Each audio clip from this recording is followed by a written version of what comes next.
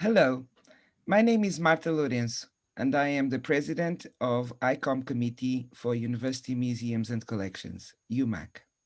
I'm joined in the moderation of this roundtable by Sébastien Soubiran, Deputy Director of the Jardin des Sciences, University of Strasbourg, France, and President of Universeum, the European University Heritage Network. He will stay during the first part of this roundtable due to other commitments. Exactly 6 months ago, for August 2020, a huge amount of ammonium nitrate stored in a warehouse in the port of Beirut, Lebanon, exploded, causing more than 200 deaths, thousands of injured, hundreds of buildings damaged, and leaving homeless an estimate of 300,000 people. The explosion was so big, it was heard in Cyprus and felt across Turkey, Syria, Israel, Palestine, and parts of Europe. The media impact of the explosion was even larger, raising shock and anger across the world, but also raising an extraordinary wave of solidarity among countries and NGOs. UMAC and ICOM were among the first international organizations to offer support to the reconstruction effort. In particular, two universities, the American University of Beirut and the University of Saint Joseph, with important cultural heritage, museums, collections, libraries, and archives, were within the impact zone. Apart from joining the efforts on the field with ICOM-Lebanon, the Blue Shield, and a large group of volunteers, we initiated here in our YouTube channel a series of conversations that I invite you to explore. We will put all the relevant links below. We know the reconstruction efforts will last many, many years. The impact of this terrible tragedy on Beirut heritage, infrastructure, economy, and society is and will continue to be long-lasting. However, today, we wanted to evaluate the situation of university museums and collections and museums and cultural heritage in general after 6 months. Where are we now? What was achieved and what remains to be done? What are the main problems and difficulties? Sébastien and I are joined by a group of distinguished Lebanese museum professionals to help us answer these questions and perhaps even raise a few other ones. Let me introduce them. Suzy Hakimian, Chair of ICOM-Lebanon and Director of the MIM, Museum of Mineralogy of the University of Saint Joseph. Nadine Panayot, Curator of the Archaeology Museum, Associate Professor of Practice at the Department of History and Archaeology of the American University of Beirut. Maya Haïdar-Boustani, Director of the Museum of Lebanese Prehistory of the University of Saint Joseph of Beirut. Joanne Farchakh, Board of the Blue Shield Lebanon, Chair of the NGO, I forgot the name. I forgot the name of the NGO, Joanne. Miladi, Miladi, which means my country, right? my nation, yes. My nation. Elsa Urtizverea, Heritage Protection Coordinator of ICOM. Gilbert Nicolas and David Shilela, architects specialized in museums, museologists who mobilized and coordinated the specialized volunteers and designed an action plan to help the reconstruction on multiple fronts. Thank you so much for being here today and for giving us your time. And I would now ask the question, what's going on? Where are we now? What is the situation on the field? Suzy Hakimian, would you like, Elsa perhaps, Elsa Urtizverea, would you like to say a few words from Paris, I suppose, it's where you are? Yeah, sure, from Paris. So I cannot talk like what's going on the field, but I'm really happy to be here to see all of you. I hope you're doing well despite the situation. I know the pandemic situation makes things very complicated, even more than it is, because it's really hard to be on the ground for us, but we are here by your side. I hope you know it. I was following everything through you, through Suzy, of course, through you, Marta. And what can I say? We are following all the things with Alif a lot, so we know what's going on, but I'm really happy to hear you, to see for real what's going on and what you are facing right now. And as you said, Marta, I think that we need to keep in mind is that it's going to take years. And then our work, I think, at ICOM will be to be there by your side to make sure that people going back in museums. That will be in all the world, but of course, mainly in Beirut for long years, and then make it very a priority for the next years. Yeah, it is. That's what we always need to stay by the teams on the field. I would thank so much, Elsa, and perhaps now we go to the field, to the Lebanese, give the voice to the Lebanese. Perhaps Suzy, Hakimian, would you like to share a few points of the situation today? Bonjour Martin, bonjour, merci de me donner la parole.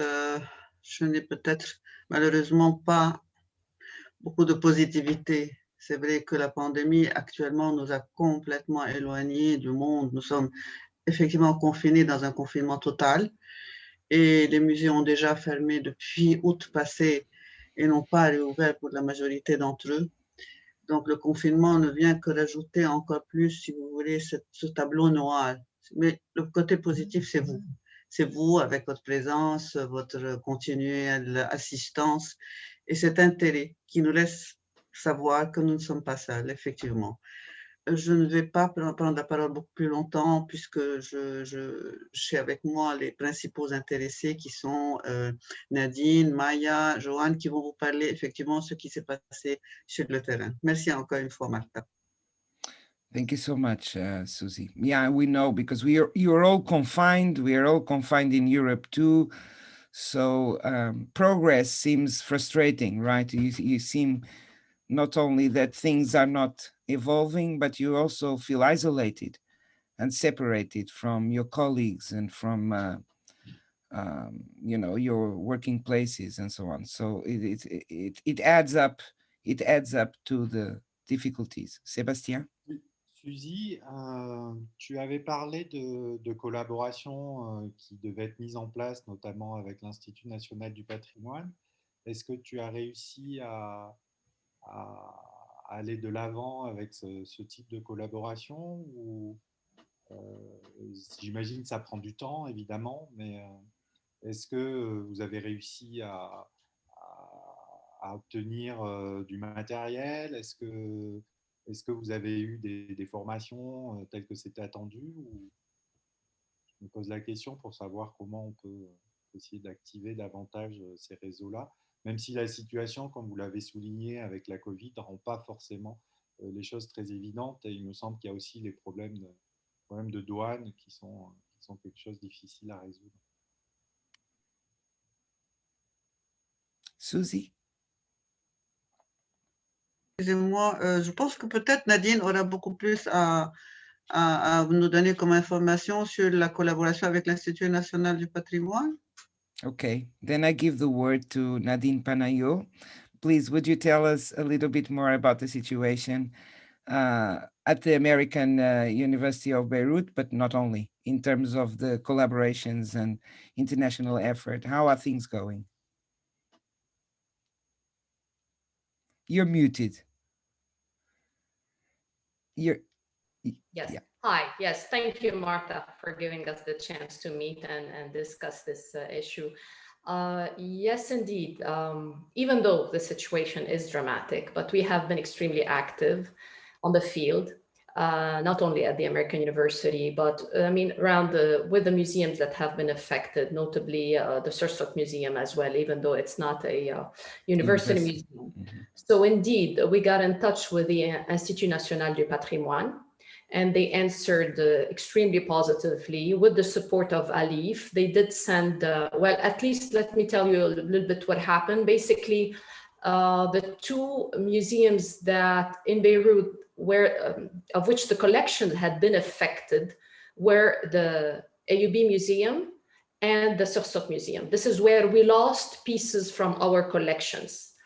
And I did the survey with my students in museum studies and heritage management. They all had a master's degree in that. So we went and we evaluated the damages, and based on that, we placed a call for the ENP to help.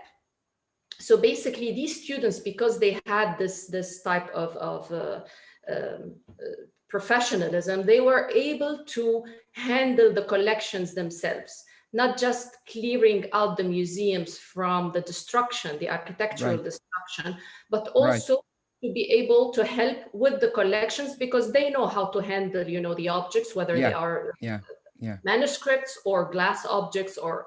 But even with that, we reached a point where we felt that we needed more specialized restorers for the manuscripts, for example. And this is where the ENP organized a mission with, based on our call for the Sursok Museum, and they sent a restorer of manuscripts to handle the paperwork and the artwork that was done on paper, basically.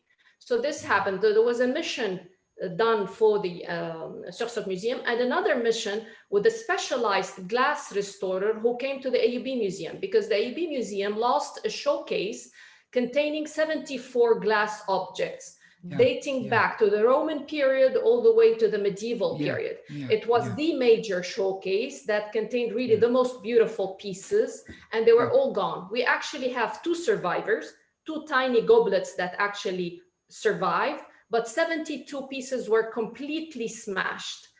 And when they sent us this specialized restorer, we were able to recover all the pieces, number them, because of course we had the documents and the inventory of every piece and the photographs, and we were able to identify. But it took really a week of work from early morning to late at night, despite the COVID. And this was done early September, the first week of September. And we recovered thousands of shards of glass. And it was extremely difficult. So the conservator worked with the students in order to train them. Team, of course, the museum team of the AUB Archaeological Museum, as well as the volunteers and the students who were all volunteering. We were able in 1 week time to recover thousands of shards. And you know, it's very important to sift through these, because the showcase is made of glass, the shelves are made of glass, and the objects are made of glass. So it took really a lot of work. We were basically sleeping on the floor and picking them up with tiny tweezers, so that we were able finally to differentiate all the pieces and classify them per object, per box. Having done that, we all— Did you do that? Did you do that already? I mean, it seems like an endless work. It seems like endless work. It was no, but it was done within a week time, 1 week time. But you know, as I said, it was a large team working nonstop. So she also did, and she taught the team how to consolidate the pieces that were picked up. So this was done as well. They were moved to a secure place as well. And now we are building with the ENP another mission to bring in a restorer again and start doing the work in situ, because most of the people, well, unfortunately, after we did this exercise, the inventory gave us the following result. Out of the 72 broken pieces, only 15 pieces are restorable, which is heartbreaking considering the amount of lost. Why not? Why? Because the things are lost, the shards are gone, they're vaporized. Some of the shards are millimeters big. How can you restore a whole goblet or a vase or a plate when the pieces are as small as millimeters? It's crazy. They're almost in powder, some of them.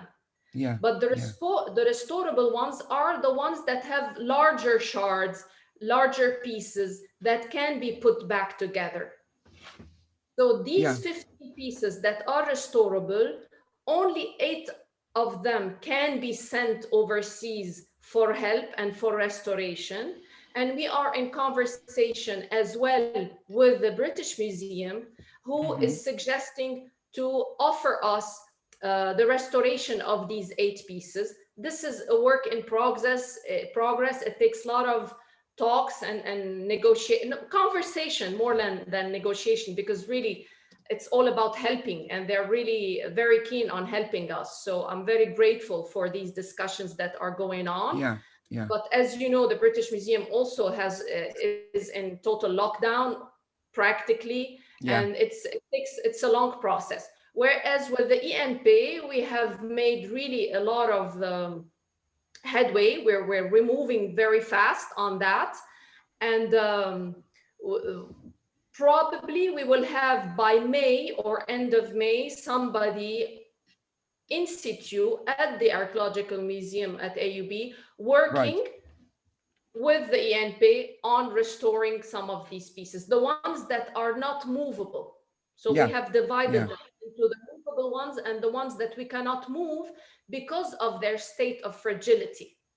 Yeah. So that's interesting and important to know that the Institut National du Patrimoine is involved, and other institutions in Europe. Of course, the COVID, we know, delays everything. But I was going to ask Haïdar-Boustani if they have the same type of collaboration, or others, international collaboration, direct from institutions in Europe or elsewhere at the Museum of Lebanese Prehistory.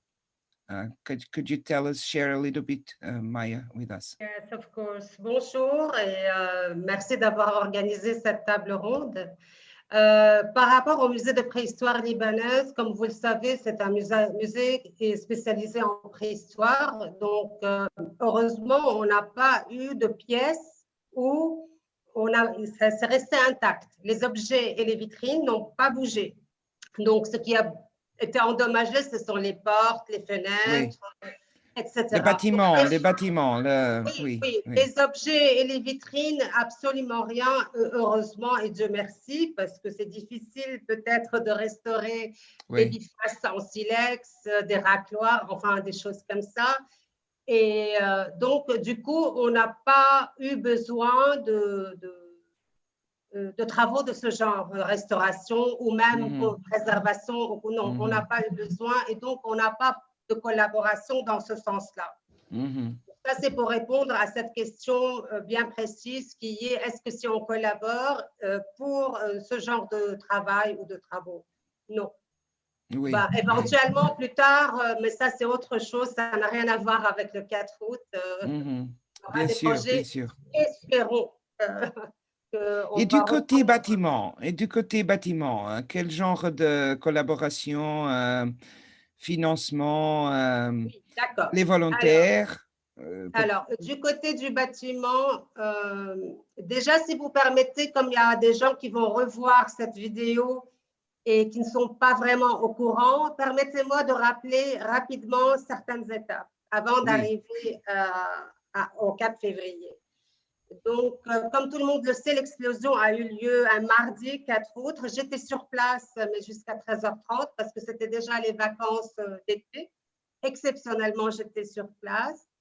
Et donc, le soir même, comme on se trouve dans un quartier historique hors campus, on n'est pas sur un campus de l'université, on est hors campus. On est dans un quartier historique qu'on appelle le quartier des Jésuites, où se trouve la résidence, l'église et beaucoup d'autres institutions culturelles de l'Université Saint-Joseph, comme la bibliothèque orientale, etc. Donc, les premières personnes qui se sont intervenues sur le terrain pour vérifier, protéger, etc., parce qu'on est collé à la résidence des pères jésuites. Donc, c'était les pères jésuites. Et heureusement, et Dieu merci, parce que moi-même, je n'habite pas dans la capitale, je ne suis pas loin, mais il faut dire qu'on a été bloqué quelque part émotionnellement, psychologiquement. On ne savait pas trop quoi faire, etc. Et donc, on ne voulait pas aussi tout de suite laisser nos familles, nos enfants, parce qu'on ne savait pas trop qu'est-ce que c'est, est-ce que c'est un aviation, enfin, on était paniqués. Voilà, donc c'était les pères jésuites et je les remercie à cette occasion qui ont sécurisé tout le quartier et toutes les institutions, qui ont veillé jour et nuit. Voilà. Et donc, évidemment, la première étape, c'était l'assessment, le constat, les petits rapports internes, etc. Et les volontaires ont tout de suite intervenu. Donc, je remercie évidemment Joanne, Gilbert, David et même Nada Kalas et les autres qui sont venus prêter aide, évidemment. Et heureusement, parce que le musée de préhistoire, c'est un musée petit par sa taille, mais aussi par son équipe, qui malheureusement se réduit au fur et à mesure du temps. Là, depuis le mois de mars, je suis seule avec une étudiante, donc leur aide était très précieuse, pas seulement pour avancer, parce que psychologiquement, c'était bien de voir les choses propres, c'était bien de ne plus voir les débris. Et pendant un mois, j'entendais tous les jours les débris de verre qui provenaient des institutions aux alentours, donc la résidence des Pères jésuites, la bibliothèque orientale, le musée, le théâtre mono. Donc psychologiquement, c'était trop dur. Et voilà. Et donc, tous ces jeunes volontaires, ils m'ont apporté pas seulement leur soutien, j'allais dire, opérationnel, etc., mais aussi, je veux dire, psychologique. Bien sûr. Donc, je suis ravie de les avoir. C'est très important. Oui. On va leur donner la parole dans une minute. Bien mais sûr. Oui. Oui, donc évidemment, l'université en tant que telle, elle a été touchée sur plusieurs campus, beaucoup de dégâts. Donc, les équipes de maintien, de maintenance ne pouvaient pas être partout. Donc, et n'oublions pas l'hôpital universitaire aussi, qui est l'hôpital Hôtel-Dieu de France. Donc, toute cette grosse institution, on a eu beaucoup de dégâts. Voilà. Donc, et après, il y a eu évidemment, j'ai vidé les vitrines, sécurisé les objets en attendant, et toutes les démarches avec Alif, évidemment, ça prend du temps. Peut-être que ça a pris 2 mois, je sais plus, quelque chose comme ça, le temps de signer la convention. Évidemment, sans cette convention, sans cette aide, on aurait eu du mal à trouver, vu la situation économique du pays, la situation de notre université comme toutes les autres universités, donc on aurait eu du mal à trouver le nécessaire. Et donc, on a commencé la première étape du chantier de réhabilitation mi-décembre, donc la veille des vacances, avant les vacances de Noël. Mais malheureusement, avec le nouveau lockdown, cette fois-ci, il est trop strict le lockdown. Auparavant, tous les chantiers de réhabilitation, de restauration de bâtiments qui étaient en relation avec le 4 août étaient autorisés. Maintenant, personne n'est autorisé de travailler sur un chantier. Donc, le chantier… Parce que la situation Covid s'est aggravée, énormément. Voilà, donc ça, c'est rapidement. Donc, au niveau du chantier en tant que tel, je peux dire qu'on a avancé, mais j'allais dire timidement. Donc, qu'est-ce qu'ils ont fait? Ils ont protégé le sol, les vitrines, les panneaux explicatifs, tout ça. Ils ont installé les échafaudages. It's kind of protected, but waiting for the real work to start at a later stage when people can move and so on. Il y a ce grand mur que tout le monde a bien vu, la délégation, tout le monde qui était, enfin les délégations venues. Le grand mur qui se trouve dans mon bureau et qui fait la séparation avec le couloir. Celui-là, la décision était de détruire et de reconstruire ou de consolider. Finalement, quand ils ont enlevé les couches, et ils ont vu que démolir et reconstruire, c'était mieux et moins coûteux. Et donc, mais ils l'ont démoli, j'allais dire, archéologiquement. C'est-à-dire qu'ils l'ont démonté et non pas cassé. Donc, ça a pris du temps. It's cultural heritage, right, of Lebanon. Voilà. So et donc, have to be careful. Oui, le bâtiment lui-même, il est du début du XXe siècle, 1920-1930. Le bâtiment où se trouve le musée. Voilà. Donc, nous en sommes là. Malheureusement, on ne va pas pouvoir, comment dirais-je, respecter le calendrier qui était prévu. Nobody can. No, but don't worry. Nobody can respect any calendar whatsoever, you know, except our birthday calendar, because the rest is all gone, all plans, you know, it's not only in Lebanon, it's everywhere. So we really have to rethink everything. Oui, heureusement que ni les objets exposés n'ont été atteints, ni les collections qui sont loin quand même, dans le même bâtiment, mais loin. Et rien n'a bougé, heureusement, voilà. Yeah, that's the most mais important. On a eu un petit problème, si vous permettez encore une minute. Bien sûr, allez-y, allez-y. Oui, c'est que les faux plafonds au rez-de-chaussée, au sous-sol, le musée s'étend sur un rez-de-chaussée et un sous-sol. Il y a eu des fissures dans le faux plafond. Cela va de soi, j'allais dire. Et, mais avec le temps, et pour plus enfin, il y a eu, avec le temps, ces fissures se sont élargies. Et donc, une partie d'un faux plafond est tombée. Et là, on a paniqué, on a entendu un bruit terrible et on venait parce que chaque matin et chaque soir, on faisait le tour pour vérifier parce qu'on est avec le plastique sur les vitres.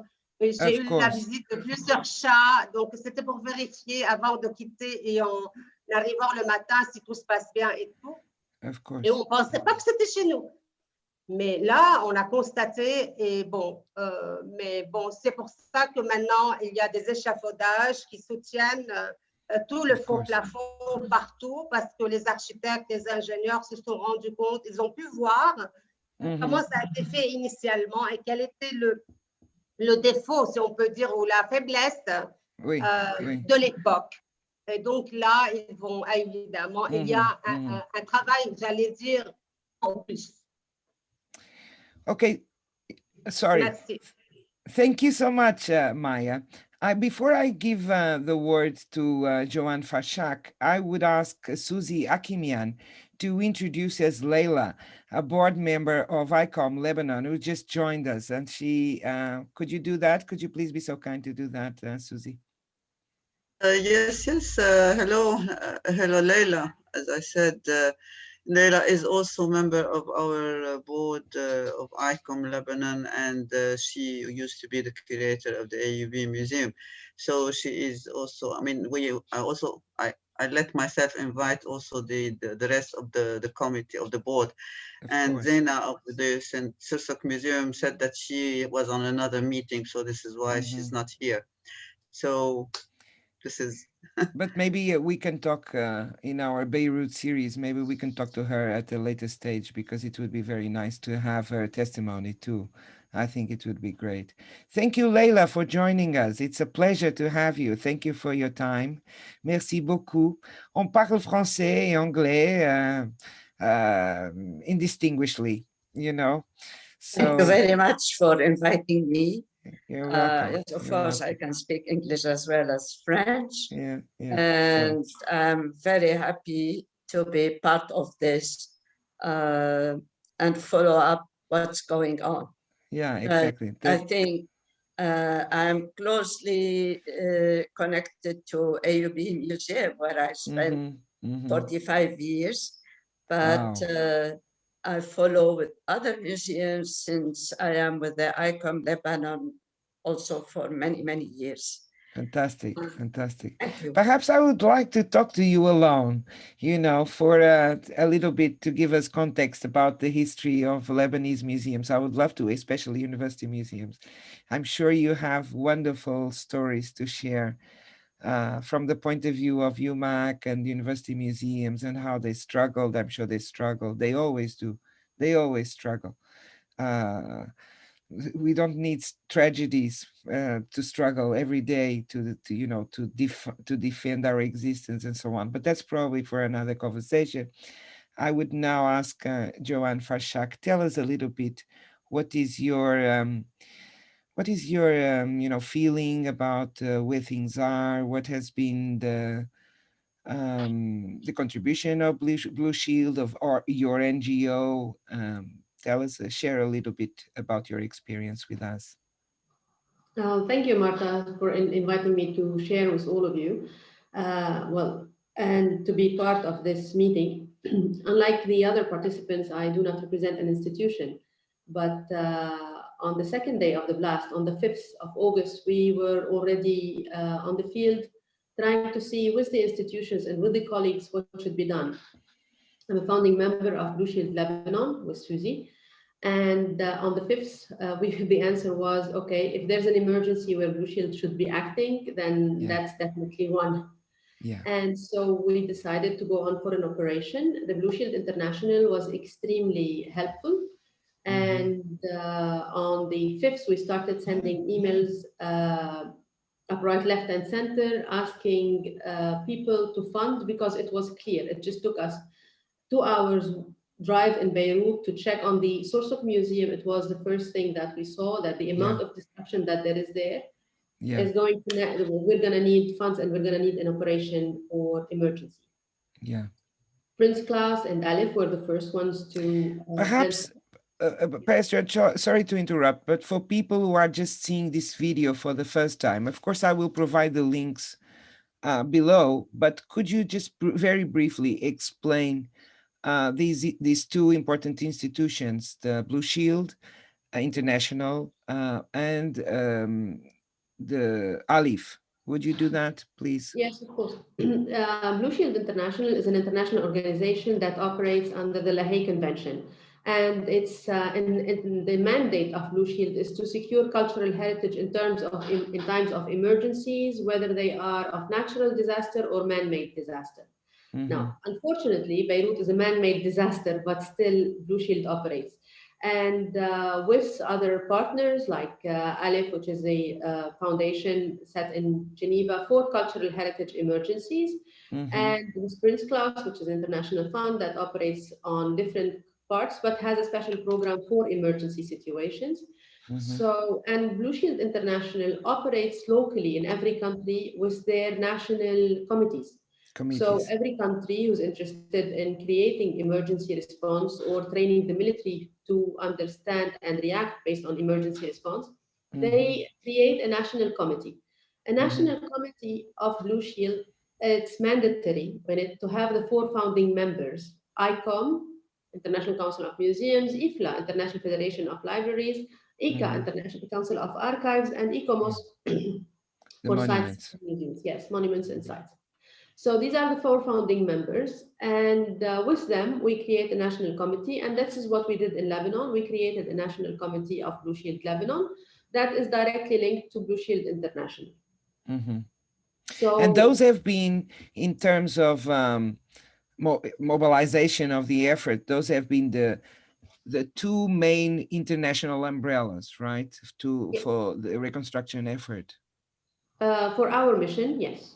For our mission, we were working with them. And so we started the mission, but the mission, we started it automatically with our members. So the first part of the mission was with ICOM-Lebanon. And we did, so the first thing we did is we tried to assess the level of damage at the museums. And because we only interfere in terms of emergencies, we only interfere in securing. Yes. So the operation meant protect, shield, to protect, right? Exactly. To avoid looting, stealing, more damage, and so on. And yes, first is to secure, and securing can be from natural elements, but also from looting and everything. So when we saw the level of destruction, especially to the glass, and yes, I share with Maya, it was almost traumatizing, the amount of glass breaking you could hear in Beirut. Oh my God, yeah. And all the glass disappeared in a radius of, I don't know how much, you know, the shattered was everything. We saw the images. It was terrible. Yeah, it's horrible. And when you see the CCTVs from the museums, you can actually see the blast. You see the energy walking and destroying everything. Yeah, so the wave, the shock wave. Exactly.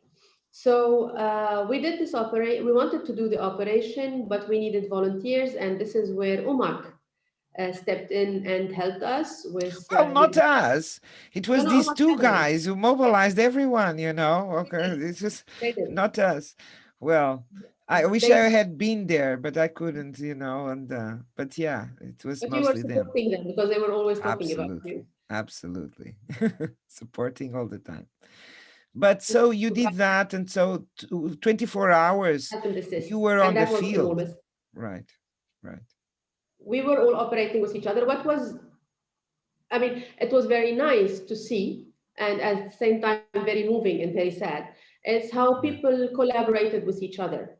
Yeah. I mean, so having the different fields who are all there just willing to go and help and secure.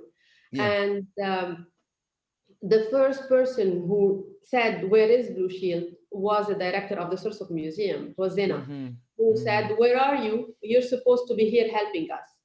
So we tried to come up with a group of volunteers whose job was to pick up the glass from the museums and the libraries under the umbrella of Blue Shield. Sure, and we had our volunteers, we helped with Sursok, we helped with the Jesuit University Museum, and we helped with the libraries for the national libraries and others. So we did, if you want, at that step, we were still just picking up the glass and the shreds. Yeah. And then when the funds were secured, we started doing the operation with the museums, and I can share with you some photos. With the museums, please do. And the libraries, and at another step, we also did. We did the libraries and the museums, and then we had more funds to start working on the houses. So we moved to the houses, and we secured 35 historical houses. Yes. Yeah, it's so the classified, the listed monuments and houses, that were within the impact zone. Exactly, the historical houses, they are listed as historical, but they are all private properties. Yeah. And when the military operation, I don't know if you can see the photos. I'm trying to share my screen. No, we can't. Try again, because you have permissions to do that. Yes, I do. And now? No. Maybe you should open the file outside the Zoom, and then share it. They over other apps. So, yes. Yeah, go on. Sorry. So how many buildings? I think I seem to remember in one conversation, maybe with Elsa, maybe with Gilbert Nicolas, I don't remember, some 600 monuments in this broad sense, right? Historic houses, churches. Yeah, we did with the volunteers from UMAC. We created our own database. Yeah. That database, we started recording the houses, and it ensured for 650 houses and buildings were recorded on the database with full description and photos. And what is the situation now of these 600 houses? Well, some of them we have managed to close the windows and doors for 35 of them. 35 buildings. So in a building we can have different floors, and the others, they are some of them are being taken care of by other NGOs. The biggest one operating in Beirut is the Beirut Heritage Initiative, or the General Directorate of Antiquities, and they are operating together. Or the AUB, American University of Beirut, took on charge some houses, but they have tried the idea was to cover the rooftop mainly, and to close the windows to make sure that the water doesn't get infiltrated. We took care of one big building, and that is the Ministry of Foreign Affairs, which is a 19th century palace. And that operation was done in full collaboration with the military, the Lebanese Armed Forces, and the UNIFIL troops, which is the UN peacekeeping troops in southern Lebanon. And it was the first operation where the military took direct care of cultural heritage. Was the relationship okay? I mean, they were just there for logistics and hard work, right? Not so much for expertise. No, exactly. We provided the expertise and the material, and they were doing all the hard work, but the idea was... And engineers, they have engineers and so on. The engineers were on the site with us all the time, but we had the architects who were experts, because their engineers are not specialized in historical monuments. No, right. The idea was to involve the army and the military personnel in securing cultural heritage in times of emergencies. Of course. And that operation, I can, if you like, I can share with you later on the PowerPoint, and then you can use it as you want. Yeah, we can perhaps listen to Gilbert and David, and then you try to share whenever you want, okay? But I think they also have, Gilbert and David, you also have images, don't you, to share with us, I think. Yes, we can maybe. Okay. Okay, perhaps then we can just pitch in, you know, and comment on the images that they share. And meanwhile, Joanne may share hers too. So Gilbert and David, how was I remember talking to Gilbert, because I didn't know David at that point. So on the 4th of August, I remember texting Gilbert and asking, what's happening? Oh my God, we saw this, it's viral, all the images are terrible, what's happening? And I remember talking to you real time. And then we did, I don't know, 24 hours, 48 hours after, we did a conversation on YouTube. We mobilized the international community of university museums. There was all the journalists were interested and so on. And you did an incredible, a massive work of mobilizing all the volunteers, doing the diagnosis. I remember your records, you know, of diagnosis. So well done with all the details of and drawings of how the windows were and what was shattered and what was good and what was damaged. Fantastic work that you did. So what is the situation now? I believe that the team has dispersed a little bit, or at least fragmented. How is the situation? Tell us. So hello everyone. So as Marta said, we were collaborating closely since day one of the explosion, and UMAC and ICOM-Lebanon and Blue Shield, we were all working together in order to be able to assess and to protect and to go on with the restoration process and conservation. So now a lot of volunteers, of course, we are fragmented, as you said, Marta. So the situation in Lebanon is a little bit difficult, you know, with the young people who are traveling abroad, immigrating, or trying to find work outside the country, because it's not really unemployment. Yeah, unemployment is terrible among the youth. Right. Yeah, so we're like we had hard time keeping on with the volunteers. So the first 2 months it was really good. Everyone was excited. Everyone wanted to work. So even I felt like after this dramatic episode, young people in Lebanon, the youth of Lebanon, discovered the museums, discovered the heritage of Beirut, discovered the history. That's amazing. That's amazing. So we were really like excited to work on this side and discovering every aspect of this beautiful city. But now everyone is in his little corner. Everyone is searching for a job. Everyone is, you know, so. And COVID, you know. So, so we kept raising our voices in order to. It was for us mandatory to tell the international community about what's happening. So we contributed in different documentaries, different articles, different journals. So we are still like giving reports about everything, trying to find funds, trying to collaborate with Alif, Monumenta, Orientale, ICOM, so everyone.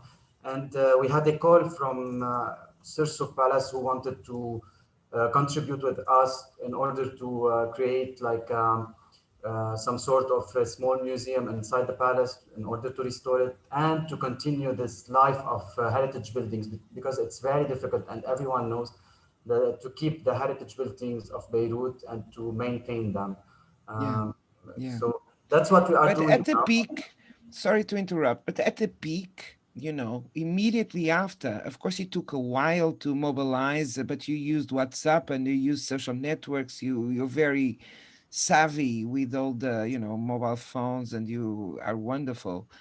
But at the peak, how many people did you mobilize? Tell us a little bit about the group. Characterize what type of professionals were there. Tell us a little bit at the peak of the. We'll share a PowerPoint where we have all the statistics. Yes, please do that. We're gonna try to share the screen. Yeah, we can see. Tell us a bit about it. This is mainly the PowerPoint when we started to work. So we sent a call on social media under UMAC and ICOM to ask for volunteers to help us. and we got the response of around 75 to 80 volunteers who proposed to be there to help. We tried to meet and have like small meetings with them, although we had the COVID situation, and this was really hard. And we got like a lot of architects, interior designers, archaeologists, civil engineers, landscape architects, museologists, and we had also extra, if you want, extracurricular people like cinema and TV, social media people, graphic designers, political science specialists, mechanical, structural, and electrical engineers who proposed to help us. So the work was mainly divided into 4 stages, and the work has never stopped. Actually, it's in the 2nd stage, which is now to collect the funds. So the assessments that we did were done, and we can give maybe the example of the Please do. Of the previous museum, the assessment that we did with Dr. Maya, very briefly see it because it contains details about the museum. Yeah, don't share. No, just explain briefly. You know, the idea was to document, you know, damage, right, and to localize it, to Yes, pinpoint geographically where the damage was, right? Exactly. From a professional point of view, how architects and engineers on site can do a very professional assessment that could be sent to funders. So the funders, it's like a transparency tool. So the funders can understand what is actually happening on the ground and how will their money be spent, where, and why. Right. We also had the chance to work with a Lebanese company that did a 3D scan. So the funders could really access the site and circulate and check if the plans and see for themselves, right? Yeah, see for themselves. Right? Exactly. And this is what happened with the Prehistory Museum, and we also did a project. I think Gilbert should so we did with Dr. Nada Kallas, the MAC project. Everyone knows about it. I think that tell us. No, but I don't know. Tell us. The Lebanese community. So I will tell everyone watching this video that it was a project that targeted the collections outside the museum. So now we went outside the museums, and we started working on collections of different historical buildings and palaces in Beirut. And we did a lot of work. Public or also private? Everything? Private and public. It actually happened when they were working with Blue Shield, the team, when they started entering the houses, they discovered that we have very valuable collections in the private houses. So this is where the mission and the idea was generated. So the idea was just to conserve them in order to prevent more damage. So it was not to restore or do work on the objects, just to conserve them. To consolidate. Right. Yeah.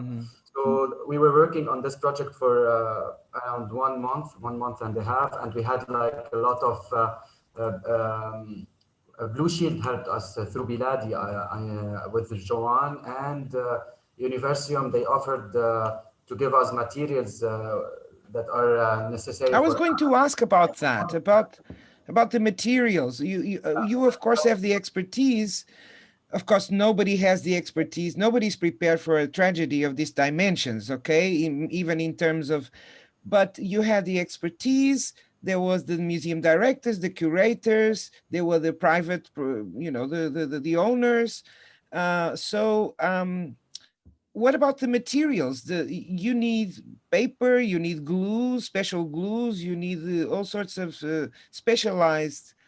How did you manage? Was there any help? Were there funds for that? Could you buy that in Lebanon despite the COVID?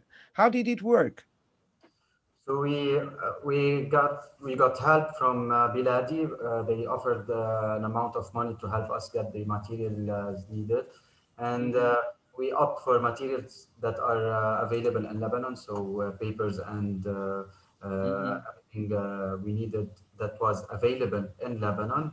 And Universeum offered to give us materials from different universities in Europe, but we weren't able to get them to bring them to Lebanon. We had this problem.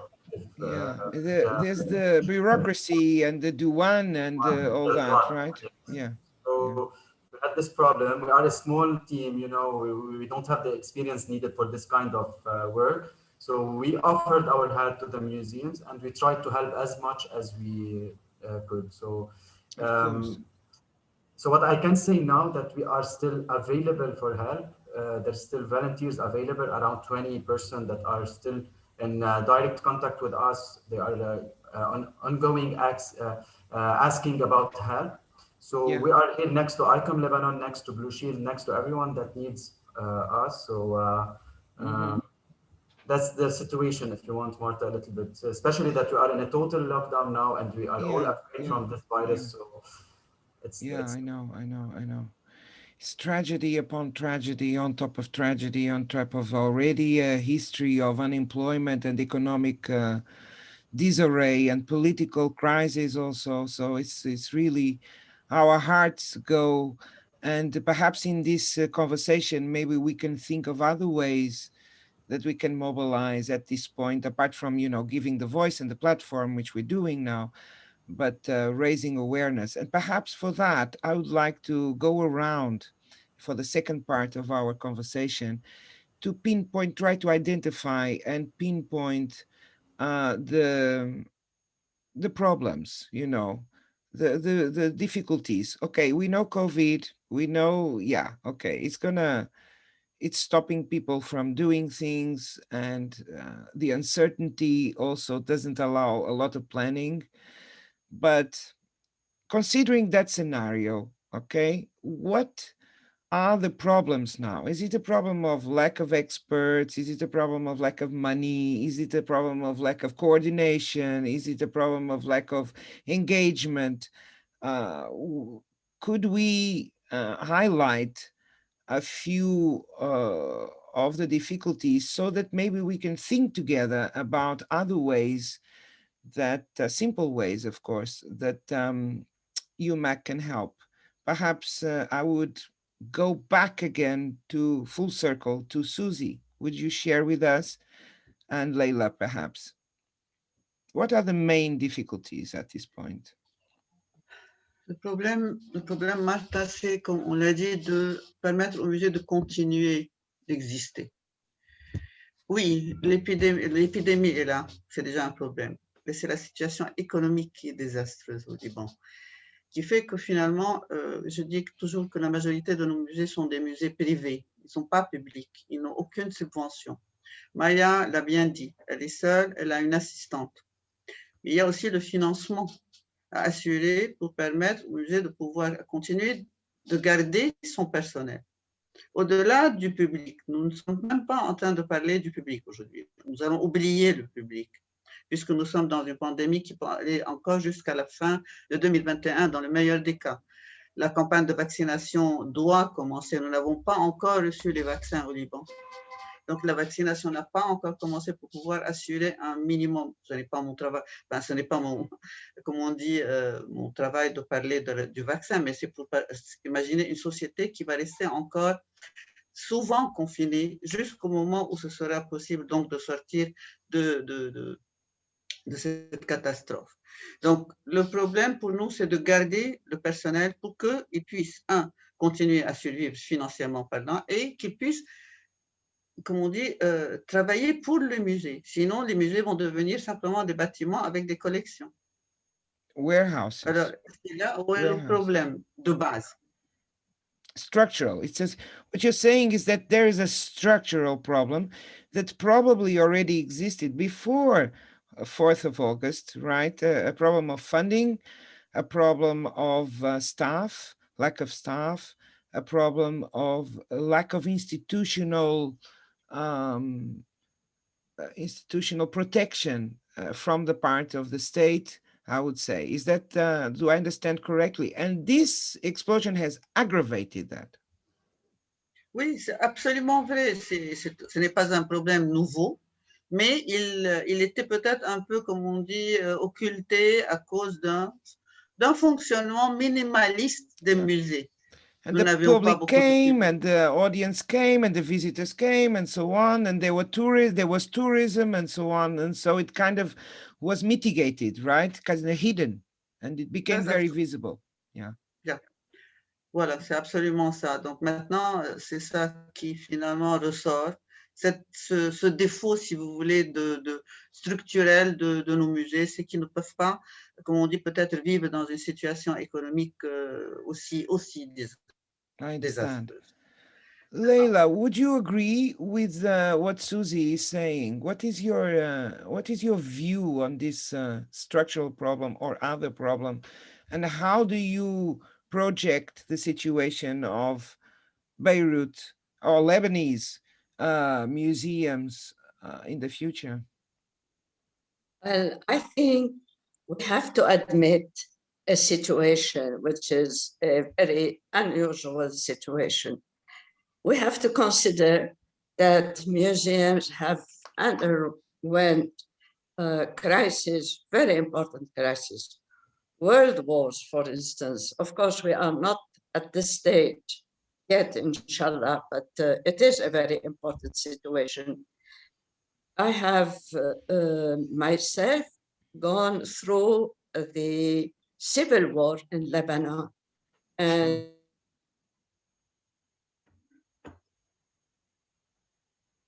I think she froze. There is a problem with the connection.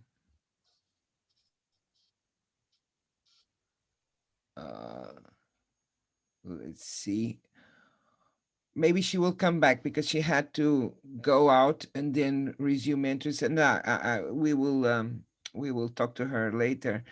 Maya and Nadine, is this problem worse or not so bad in university museums? There are difficulties also specific of university museums. We know that very well. That's why UMAC was created. But how do you react to this diagnosis that Suzy made?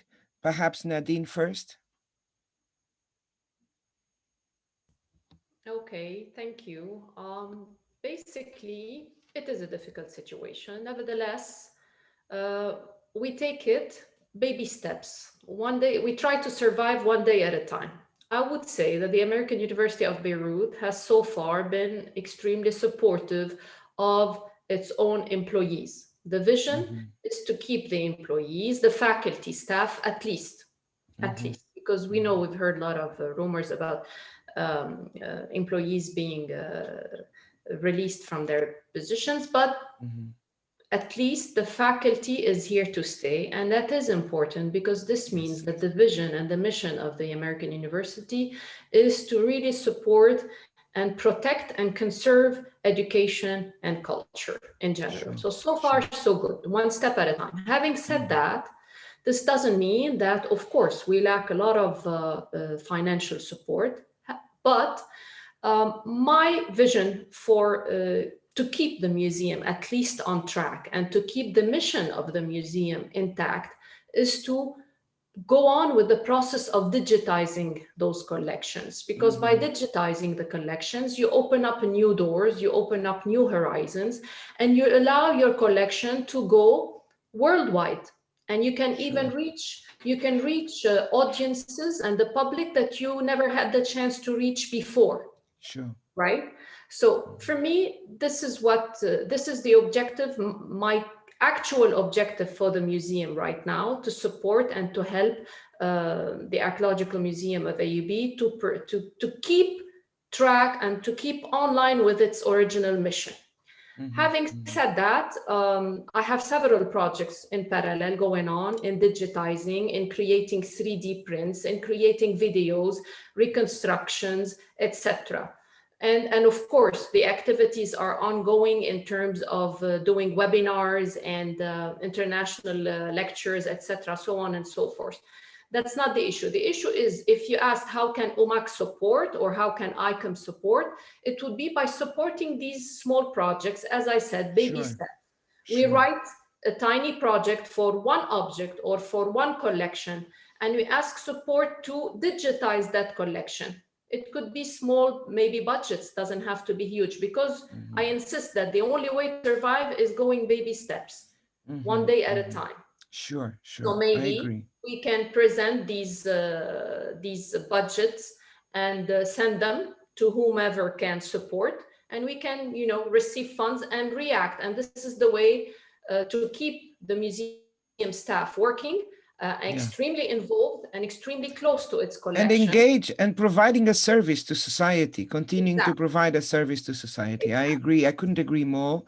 And I think that, well, I don't know about funds. I know that ICOM has a solidarity fund. The call has already is already closed, I think, but it was mostly due to COVID, you know, how museums could overcome the COVID crisis. And of course, digitization would fit not only the Beirut crisis, but also the COVID, more general COVID crisis.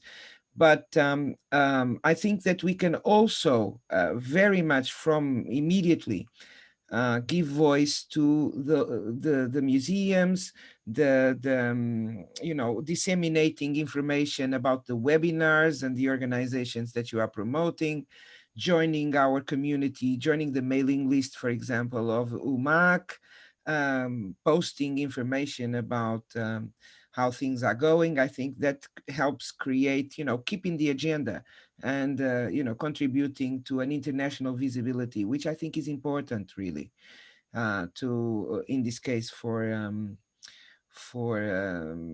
Beirut University Museums. Well, thanks so much, Nadine. And what about Maya? Is it, do you have the same perspective, the same hopeful baby step, or is it your idea? Is it a bit more pessimistic? What is your view? Is Maya still here?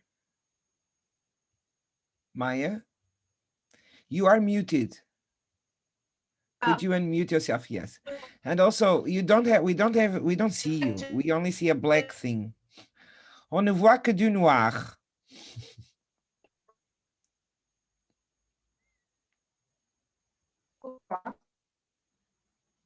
Non, ben c'est encore noir. Mais allez-y. Ah ouais. The connection is not so good. No. We don't hear you well. You know what I suggest? I suggest that you go out and enter again through the same link, and then we can hear you perhaps better. Is that okay? Will you do that? Thanks. University museums, Joanne, what is your main difficulty at the moment in terms of mobilizing your work, putting your team together? We know COVID, let's not talk about COVID. We know that, that's a common denominator, but what about specifically, what would you like now? Would you like money, expertise, materials? What we intend to do is and we got a small grant from the Norwegian embassy in Beirut for it, is we would like to go for an emergency response trainings for, and that's going to be going through Blue Shield and the members, for the employees who work in the museums and in the libraries. So most of the people had to develop their own skills based on the Beirut blast to know how to respond to this emergency situation. But what we think we can do now is we can go for a professional training that will be conducted with the Smithsonian Museum, where Wonderful. we can train, we will be providing this training in Beirut as in early, so I'm announcing it for the first time, early summer for the employees at the museums and at the libraries, and so ICOM-IFLA members, part of the Lebanese Blue Shield, and to do the emergency response and to start having specialized units in every institutions who can actually prepare for the emergency in times of peace and in times of where things are doing well, to prepare for it so that in case it happens again, we never know what will happen. but then we are at least prepared in advance. Yes, it's a very, very important point, the training, because, you know, how do you change a situation that is structurally negative is through training and fixing people, you know, anchoring people. And the universities in that respect have an incredibly important role. And so, but not only, we in partnership with NGOs and experts on the field. So yeah, I think training is a very, very good point. But now Maya is back. Maya, hello. Could you tell us your perspective? You're muted at this point. Could you tell us your perspective about the University of San Joseph, your ideas for the future, pessimist, optimist? Share with us, please. Je dis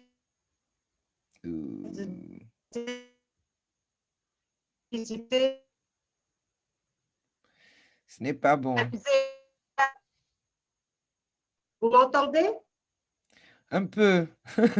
C'est un peu entrecourté. Je ne sais pas si ce mot existe en français, mais c'est un peu pu. Mais allez-y, allez-y, s'il vous plaît.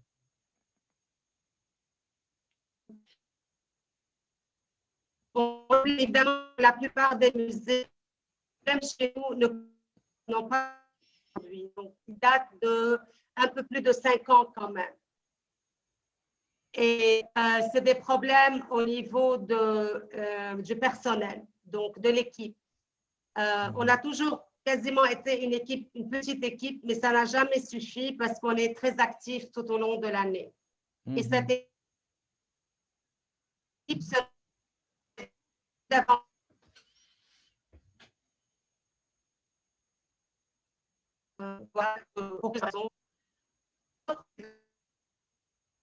vérifier pour le travail nécessaire.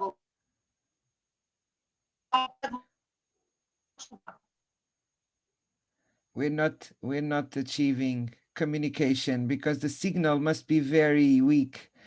I don't know. Maya, I'm sorry, but we don't hear you very well. We only heard 1 or 2 sentences. So staff, I recognize the lack of staff also falls within the structural problems. And I'm sure that we can, as I said to Nadine, we can, UMAC, give more voice, more international visibility to the museums and collections of the University of San Joseph, I'm sure. And we will eventually talk more about it after this session. Perhaps to wrap up, Elsa, how do you think, what is your view? You have this incredible, much larger than us view of all these tragedies and also of COVID all over the world. You've been recently to Africa. You are everywhere with ICOM, trying to support museums, trying to empower the professionals on the field. What is your perspective about you know, states of emergency such as these in Lebanon, and what is your perspective, and how do we overcome these structural problems that exist in so many countries regarding museums?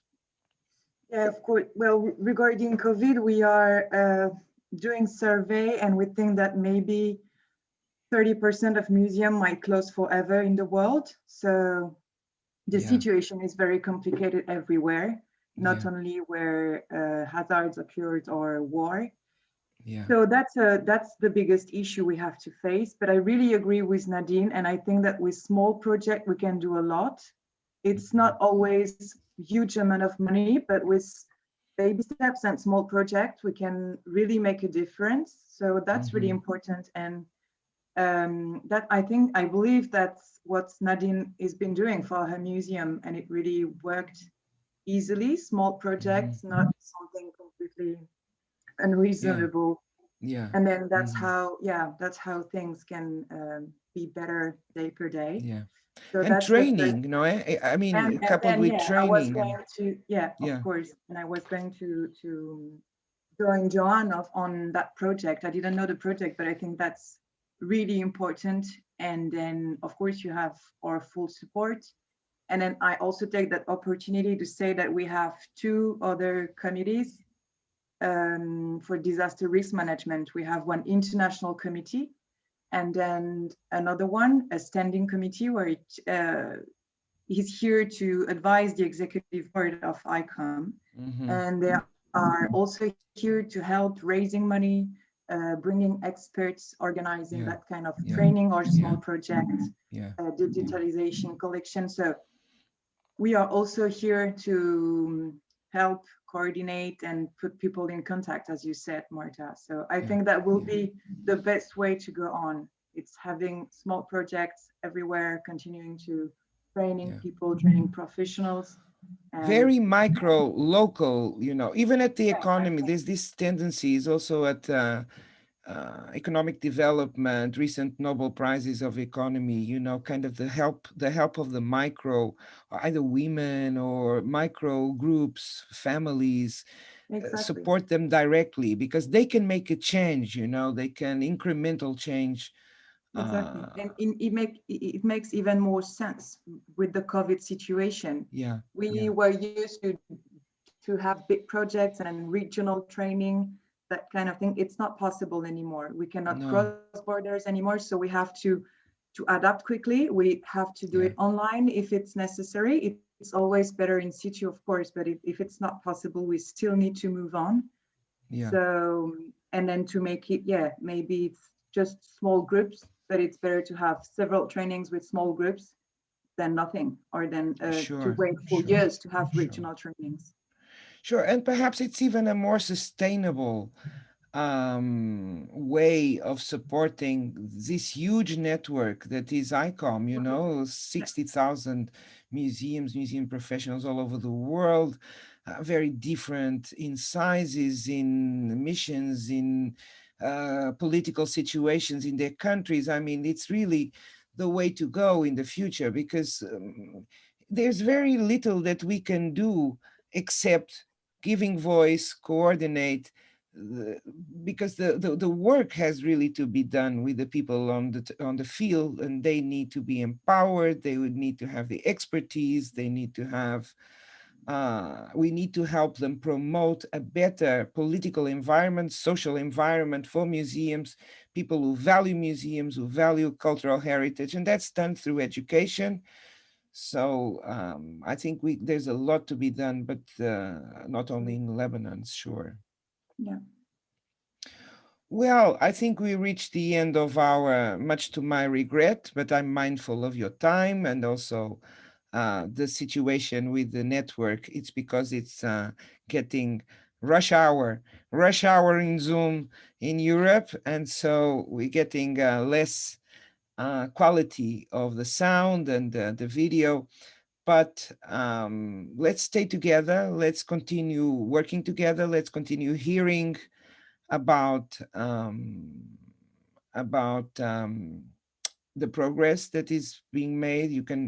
I already promised this, I don't know, in one conversation, we will not forget Beirut and Beirut University museums. It's on my top of my list. The first time that we can travel, I will go to Beirut. I already said it publicly in several occasions.